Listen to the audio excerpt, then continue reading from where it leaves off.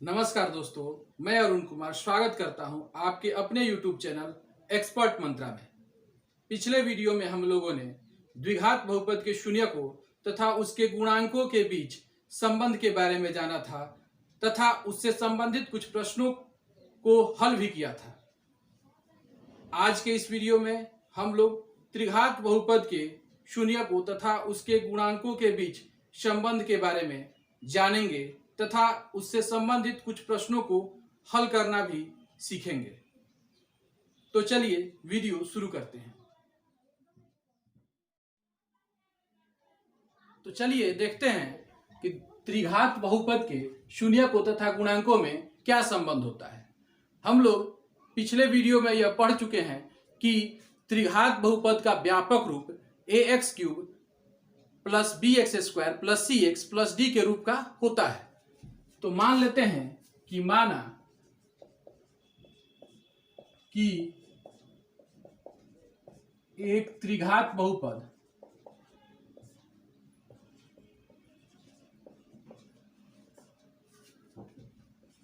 ax³ plus bx² plus cx plus d where a not equal to 0, जहां a का मान 0 ना हो, क्योंकि a का मान अगर 0 हो जाएगा तो ये पूरा टर्म 0 हो जाएगा, तब यह जो है त्रिघात बहुपद ना होकर द्विघात बहुपद हो जाएगा। इसलिए किसी भी हालत में a का मान 0 नहीं होना चाहिए। तो माना कि एक त्रिघात बहुपद इतना जहां a नॉट इक्वल टू 0 के शून्यक अल्फा, बीटा तथा गामा है, तो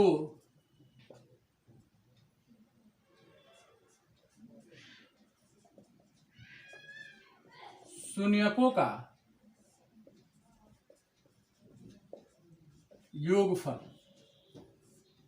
यानी शून्यकों का योग क्या होगा, शून्यकों का योग या योगफल भी लिख सकते हैं, यानी alpha plus beta plus gamma बराबर यह होता है -b/a, यानी -b यानी b जो है किसका गुणांक है, x² का गुणांक है। तो यहां लिख सकते हैं -x² का गुणांक बटा a किस चीज का गुणांक है, x³ का गुणांक है, x³ का गुणांक। इस प्रकार हम लोग देखते हैं कि alpha plus beta plus gamma का वैल्यू -b/a होता है। अब दो शून्यकों के गुणनफलों का योगफल, दो शून्यकों के गुणनफल मतलब यहां पर 3 शून्यक है अल्फा, बीटा और गामा, दो को लेकर गुणा करके उनका योगफल, अर्थात alpha beta plus beta gamma plus gamma alpha बराबर ये होता है c/a। c क्या है, x का गुणांक है और a x³ का गुणांक है। तो हम लिख सकते हैं यहां पर x का गुणांक बटा x³ का गुणांक। इस प्रकार ये एक फॉर्मूला हो गया हमारे पास कि alpha beta plus beta gamma plus gamma alpha बराबर c/a होता है। अब तीसरा एक इसमें यह फॉर्मूला है कि शून्यकों का गुणनफल, तीनों शून्यकों का गुणनफल, यानी alpha into beta into gamma बराबर हो जाएगा -d/a। d क्या है, अचर पद है, तो यहां लिख देंगे माइनस अचर पद बटा ए क्या है, तो ए जो है वह एक्स क्यूब का गुणांक है।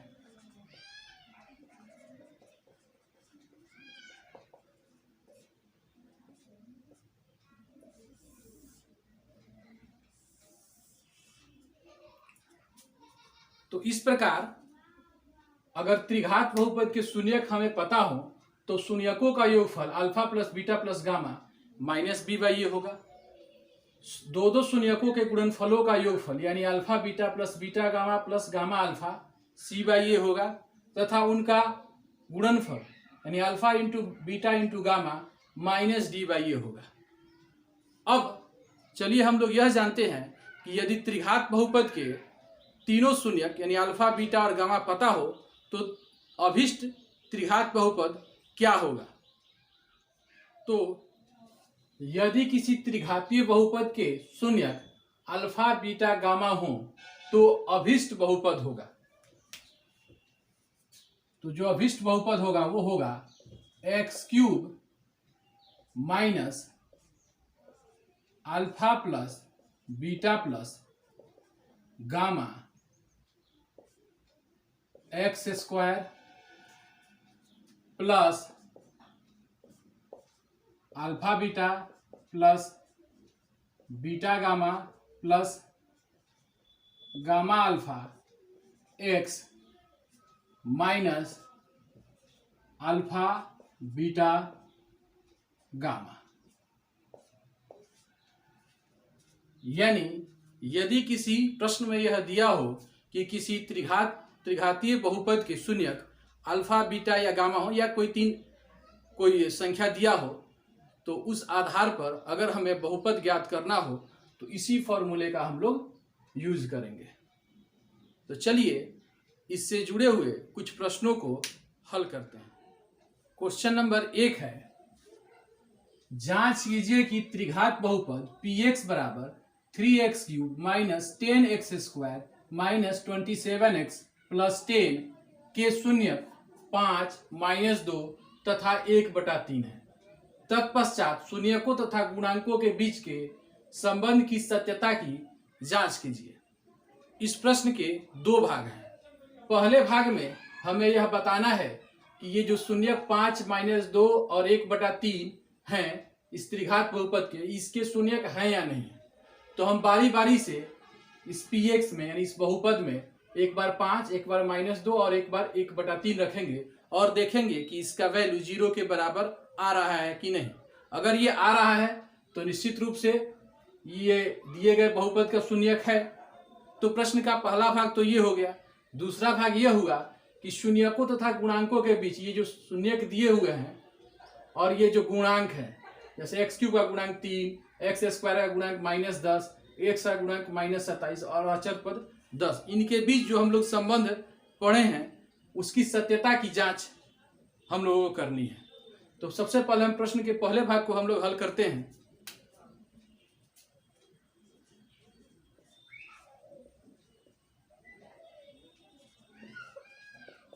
दिया है px is equal to 3x cube minus 10x square minus 27x plus 10। तो इसलिए हम लोग P5 निकालते हैं। तो ये हो जाएगा 3 इंटू 5 का cube minus 10 into 5 square minus 27 into 5 plus 10, यानी ये हो जाएगा 50, 25, 25, 25, 125 और 125 में जब हम 3 से गुना करेंगे तो 375 हो जाएगा माइनस यह हो जाएगा 50, 25 और 25 तरह का 250 और माइनस इसका गुणा करेंगे तो 7, 5, 35, 3, 5 दूनी 10, 3, 13 प्लस 10। अब जितने भी पॉजिटिव हैं उनको एक साथ हम लोग जोड़ लेते हैं और निगेटिव वाले को एक साथ। तो 375 और 10 385 हो गया और माइनस 250 और 135 को जोड़ेंगे तो ये हो जाएगा 385। यानी ये हो गया 0। इसका मतलब 5 इस दिए गए बहुपद का एक शून्यक है। अब हम लोग निकालते हैं p-2। क्या इसका वैल्यू 0 आता है या नहीं, इसको हम लोग देखते हैं। तो यहाँ x है, वहाँ पर 3 रखना है हमें। 3 इंटू -2 का क्यूब -10 इंटू -2 का स्क्वायर -27 इंटू -2 प्लस 10। अब इसको जब हम हल करेंगे तो 2 दूनी 4 दूनी का 8, 8 3 का 24, -24 हो जाएगा। और यह हो जाएगा, ये तो प्लस हो गया, ये माइनस ही रहेगा। 2 दूनी का 4, 4 दहा का 40, और यहाँ पर माइनस माइनस प्लस, 27 दूनी का 54 और प्लस 10। अब पॉजिटिव वाले को एक साथ हम जोड़ेंगे तो 54 और 10 64 हो जाएगा, और माइनस ये भी 64 हो गया। तो इसका भी वैल्यू 0 आ गया। इसका मतलब यह हुआ कि -2 भी इस दिए गए बहुपद का एक शून्यक है। अब हम लोग p1/3 को देखते हैं। तो 3 इंटू 1/3 का क्यूब -10 इंटू 1/3 का स्क्वायर -27 इंटू 1/3 प्लस 10। यहाँ पर इसको हम लोग लिख सकते हैं 3 इंटू 1/3 3 का 9 9 3 27 माइनस 10 गुना 1/9, ये 3 से कट जाएगा, 3 9 27 -9 प्लस 10, और यहाँ ये भी कट जाएगा, 3 9 27। तो यहाँ पर हम लोग देखते हैं 1/9, ये 1/9 हो गया, माइनस 10/9 -9 प्लस 10, -9 प्लस 10। अब इसका हम लोग एलसीएम ले लेते हैं 9, तो ये 1 -10 माइनस 9 9 81 और प्लस 10 9 90 आएगा।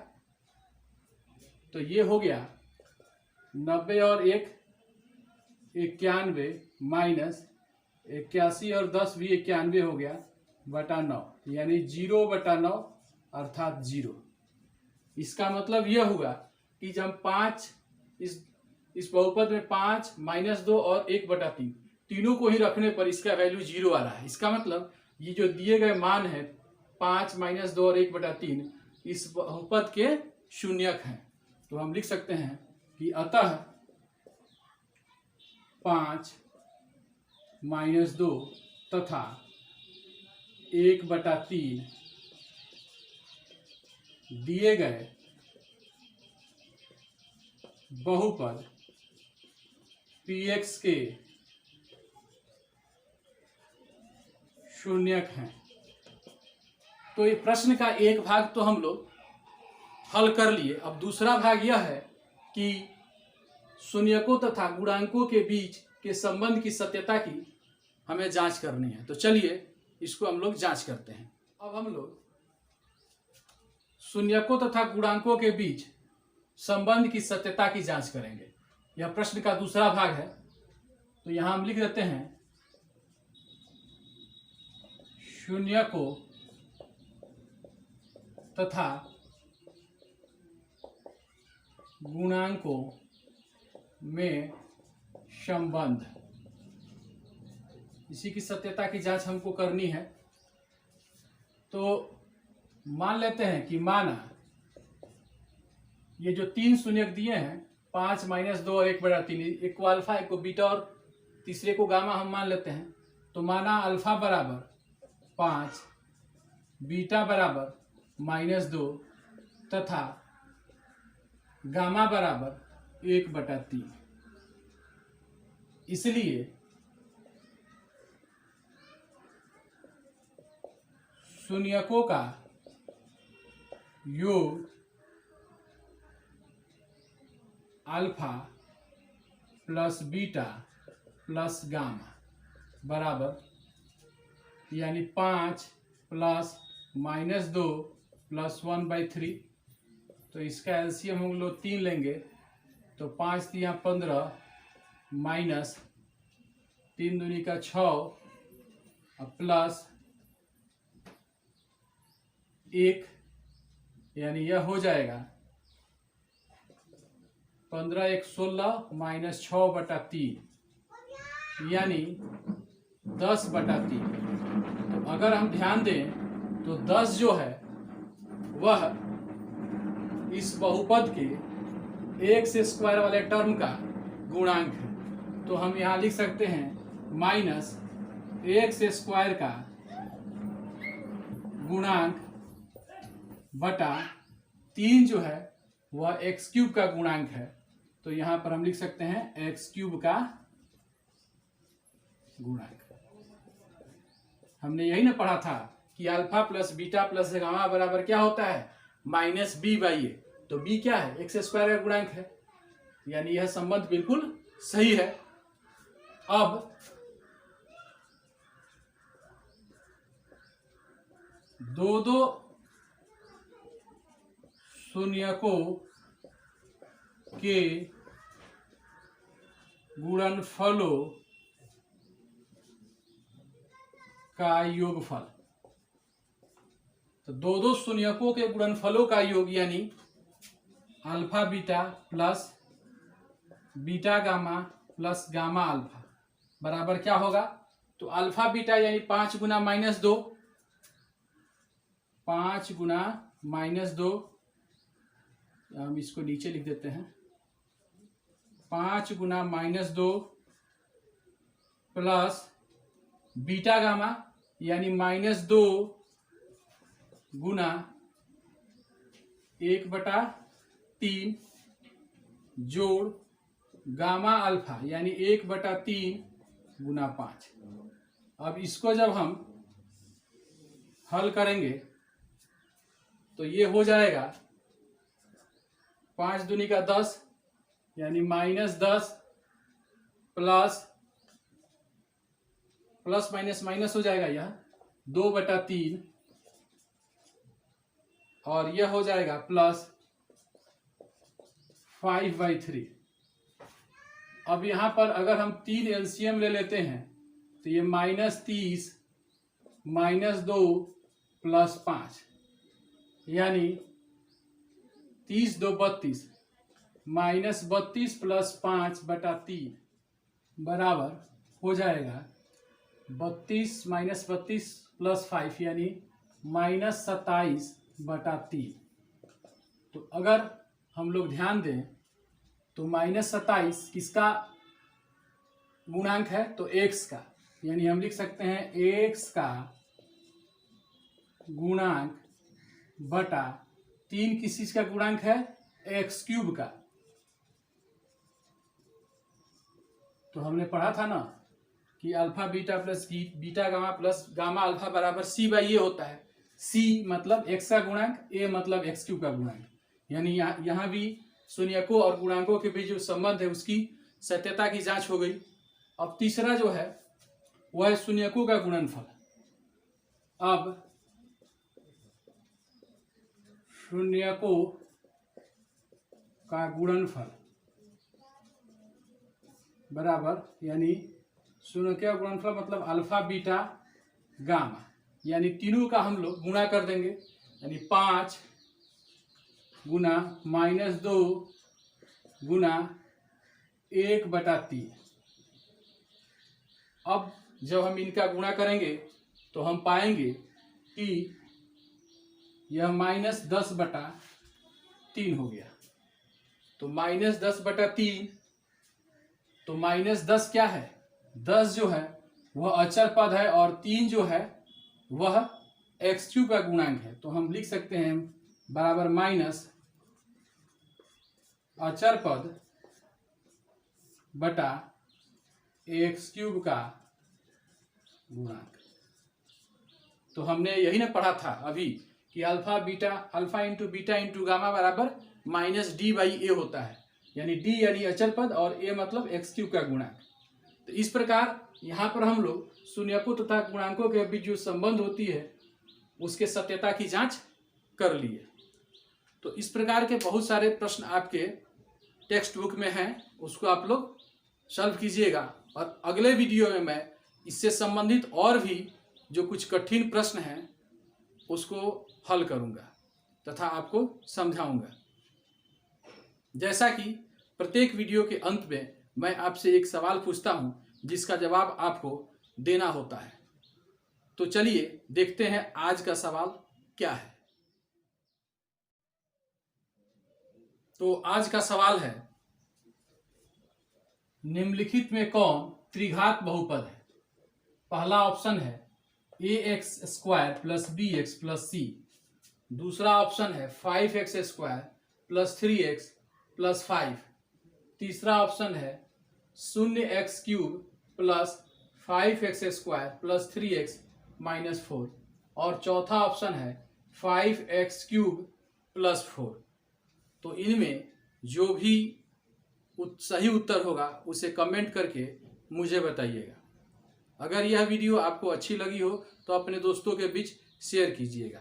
आज से मैंने क्लास 9th के मैथमेटिक्स को भी पढ़ाना शुरू किया है तथा यूट्यूब पर उसका एक वीडियो मैंने आज अपलोड किया है। तो क्लास 9th के जो भी बच्चे आपके संपर्क में होंगे उन तक यह वीडियो पहुंचाइएगा तथा उनसे बोलिए कि चैनल को सब्सक्राइब करें ताकि लॉकडाउन के कारण उनकी जो पढ़ाई बाधित हुई है उसकी कुछ क्षतिपूर्ति हो सके, उसका लाभ वे उठा सके। धन्यवाद।